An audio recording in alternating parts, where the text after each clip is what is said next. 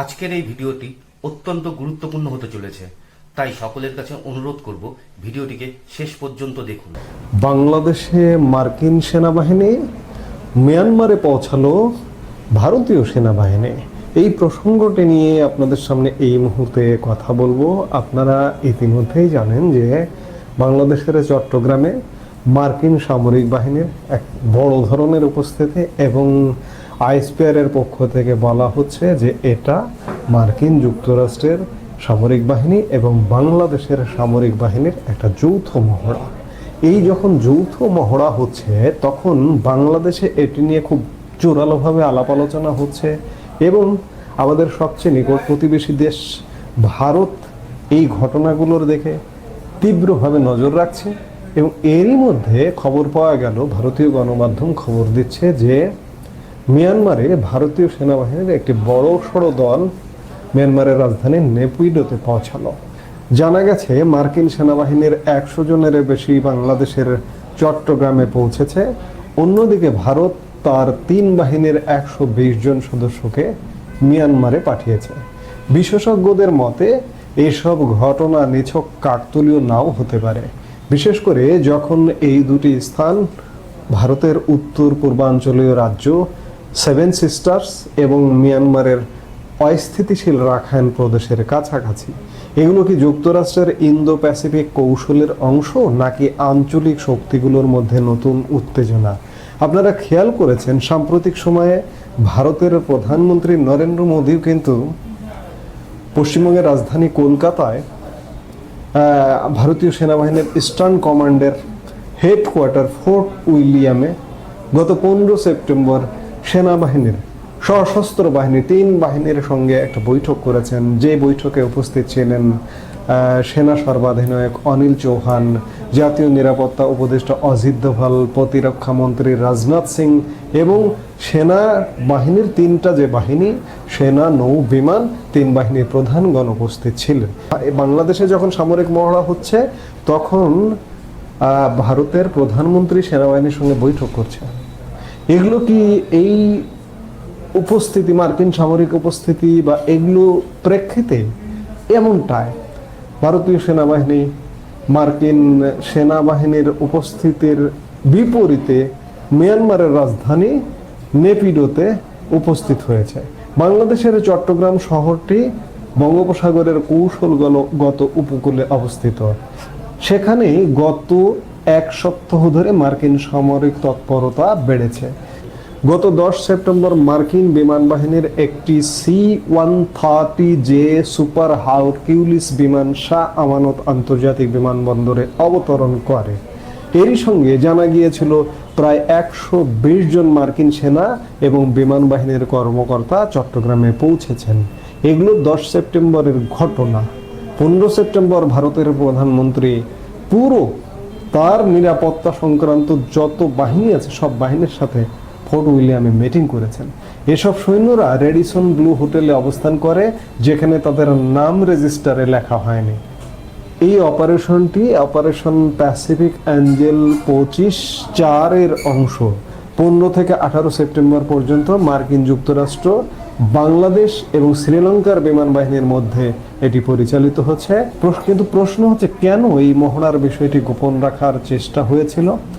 এর আগে 8 থেকে 10 সেপ্টেম্বর যুক্তরাষ্ট্রের হাওয়াইতে অনুষ্ঠিত ল্যান্ড ফোর্সেস টক্সে ইউএস আর্মি প্যাসিফিক কমান্ড এবং বাংলাদেশ সেনাবাহিনী দ্বিপক্ষীয় সম্পর্ক জোরদার করার বিষয়ে আলোচনা করে। এদিকে বঙ্গোপসাগরে চট্টগ্রামের অবস্থান তাৎপর্যপূর্ণ, সেখানে চীনের প্রভাব বাড়ছে। কিছু প্রতিবেদনে দাবি করা হয়েছে যে যুক্তরাষ্ট্র মায়ানমারের বিদ্রোহী গোষ্ঠীগুলোকে সমর্থন করতে চায়, যেমন আরাকান আর্মি মায়ানমারের একটি বিদ্রোহী গোষ্ঠী। এই বিদ্রোহীরা জনতা সরকারের বিরুদ্ধে লড়াই করছে। এদিকে বাংলাদেশের সেন্ট মার্টিন দ্বীপেও আমেরিকার নজর রয়েছে বলে এটি দীর্ঘদিনের আলাপ আছে বাংলাদেশে। বাংলাদেশের গোয়েন্দা সূত্র জানিয়েছে যে মার্কিন সেনারা 20 সেপ্টেম্বর চট্টগ্রাম ত্যাগ করবে। এদিকে মনে করা হচ্ছে যে ভারত নীরবে পাল্টা জবাব দিচ্ছে। গত 16 সেপ্টেম্বর ভারতীয় বিমান বাহিনীর একটি IL 76 বিমান, সেনাবাহিনী, নৌবাহিনী এবং বিমান বাহিনীর 120 জন সদস্যকে নিয়ে মিয়ানমারের রাজধানী নেপিডোতে অবতরণ করে। এটি তৃতীয় ভারত মিয়ানমার পারস্পরিক সামরিক সাংস্কৃতিক বিনিময় 16 থেকে 20 সেপ্টেম্বর পর্যন্ত চলবে। এই মহড়ায় অপারেশনাল সহযোগিতা, সাংস্কৃতিক বিনিময় এবং প্রতিরক্ষা সম্পর্কের ওপর গুরুত্ব দেওয়া হবে। মিয়ানমারের সামরিক জনতার সঙ্গে ভারতের ঐতিহাসিক সম্পর্ক জোরদার করতেই এই পদক্ষেপ নেওয়া হয়েছে। 2021 সালের সামরিক অভ্যুত্থানের পর থেকে মিয়ানমারে সেনাবাহিনী ক্ষমতায় রয়েছে। এদিকে মিয়ানমারকে নিজেদের অ্যাক্ট ইস্ট পলিসির একটি গুরুত্বপূর্ণ অংশ বলে মনে করে ভারত সরকার, বিশেষ করে উত্তর পূর্বাঞ্চলের রাজ্যগুলির সঙ্গে যোগাযোগের জন্য।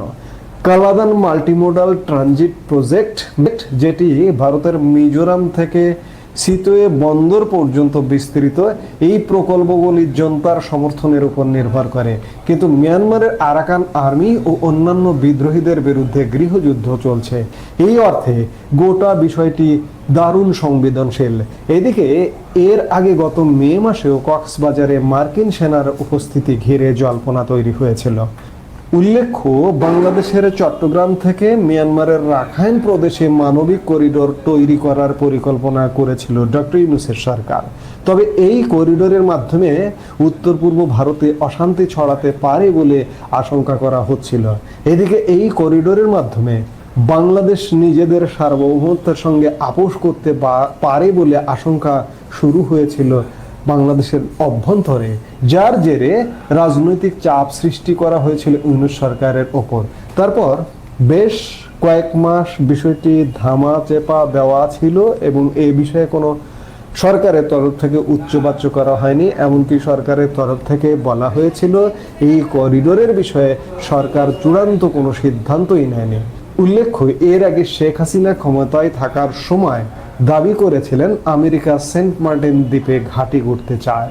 এরই সঙ্গে ভারতের উত্তর পূর্বের খ্রিস্টান অধ্যুষিত রাজ্যগুলির সঙ্গে পার্বত্য চট্টগ্রাম এবং মিয়ানমারের রাখাইন প্রদেশ মিলিয়ে একটি খ্রিস্টান দেশ গড়ার পরিকল্পনা করা হচ্ছে। সবকিছু মিলিয়ে পরিস্থিতি বেশ খানিকটা ঘোলাটে। মার্কিন সামরিক উপস্থিতি, কোনো কথা নেই, বার্তা নেই, কোনো ঘোষণা নেই। হঠাৎ করে বিপুল পরিমাণ মার্কিন সামরিক সরঞ্জাম সহ বিমান সহ বাংলাদেশে উপস্থিত হয়ে গেছে। ওদিকে ভারতও বসে নেই। ভারত ইতিমধ্যেই মিয়ানমারে সেনাবাহিনী 3 বাহিনীর সদস্যদের পাঠিয়েছে। পরিস্থিতি আসলে কোন দিকে যাচ্ছে?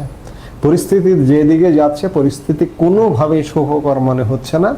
এখানে হয়তো একটা যুদ্ধ পরিস্থিতি হবে কিনা, কিংবা মার্কিন যুক্তরাষ্ট্র ভারতের সম্পর্ক যদি এর মধ্যে উন্নয়ন হয়ে যায়, হয়তো যুদ্ধ পর্যন্ত গড়াবে না।